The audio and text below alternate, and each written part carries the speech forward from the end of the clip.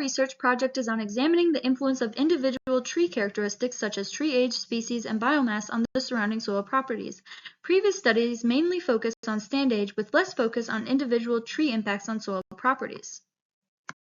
Our research objectives are to determine whether the age of an individual tree in a forest has a significant effect on the characteristics making up soil health, and to determine whether soil properties measured within a 5-meter radius reflect stronger influences from a single dominant tree or from the combined presence of multiple trees. Some of our hypotheses include that individual trees would lead to higher soil carbon concentrations and that soil respiration will be elevated near older trees. These are our sampling sites. We have site 1 on the left, which is west of the forensics building and was originally used as a windbreak for 4 different plantations. And then we have site 2, which is on the right, which is just north of the instructional building and is a natural forested area. Both the sites, you can see the yellow thumbtacks, which is where our trees are located. 2 sites were chosen on the UTM campus because they were identified as some of the oldest forests on campus using historical aerial photographs from 1966. One also has a higher overall biomass than site 2, but both sites generally fall in the same soil texture category, which is sandy loam, except site 2 has some soil samples that fall in the loamy sand category. Individual trees were randomly selected. Tree species were identified using eastern trees or iNaturalist. Soil respiration was taken 3 times within a 1-meter radius. Soil core samples were taken 4 times within a 3-meter radius up to 20 centimeters deep. Soil core depths of interest were separated. Soil moisture and EC were taken 4 times within a 3-meter radius. Wet soil samples were weighed and then dried at 60 degrees Celsius for 24 hours and then weighed again to calculate the moisture percentage. Then they were ground for further analysis. For soil carbon content, 5 grams of soil was combusted at 376 degrees Celsius, then weighed post-combustion in order to calculate the carbon percent. For pH measurements, 15 grams of soil was added to 30 milliliters of deionized water. The samples were shaken for 1 minute, allowed to rest for 30 minutes, and then a pH probe was inserted to detect the pH. 2 millimeters was mechanically sieved out. Then the remaining soil was weighed, and 50 grams was mixed with 100 milliliters of 5% Calgon solution.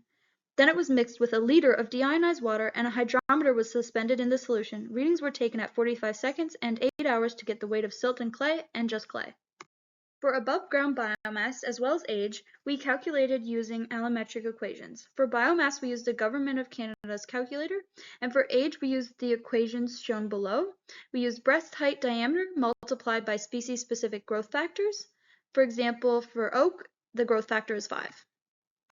Site 1, individual tree age explained 57% of the variation in soil respiration with a p-value of 0.01, while no significant correlation was observed in Site 2. In Site 1, individual tree biomass accounted for approximately 73% of soil respiration variability, whereas biomass within a 5-meter radius explained about 65% with a p-value of 0.015. This indicates that in Site 1, individual tree characteristics exert a stronger influence on soil respiration than collective effects within the 5-meter radius.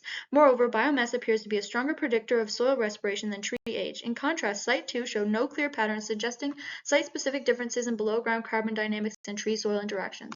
Individual tree biomass, as well as total radial biomass, seem to show no correlation with pH at neither Site 1 nor Site 2. This is shown by very insignificant R-squared values. Individual tree age and average radial tree age also seem to show no correlation with pH at neither Site 1 nor Site 2, as shown by very low R-squared values. For Site 1, there seems to be a correlation between pH at various depths and tree age. For example, for a depth of 0 to 5 centimeter, tree age accounted for approximately 63% of the variation in pH. But for Site 2, there seems to be no correlation between pH at various depths, suggesting site-specific differences in pH at depth.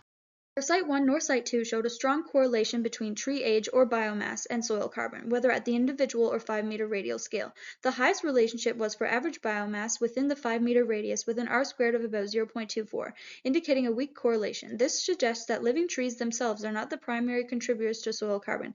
Instead, we believe that dead organic matter such as fallen trees, accumulated leaf litter, annual plant inputs, and other detrital material plays a more significant role in driving soil carbon content. To conclude, above-ground carbon within a 5-meter radius had a stronger influence on below-ground carbon than tree age. Individual biomass also played a key role, especially at Site 1. In Site 1, soil respiration was most influenced by surrounding tree biomass. Soil pH at depth became more acidic with increasing tree age. Site 2 showed no clear trends across any variables. Overall, both individual tree traits and surrounding biomass affect below-ground processes. Collective stand structure and accumulated organic matter likely have the greatest impact on soil carbon dynamics and health.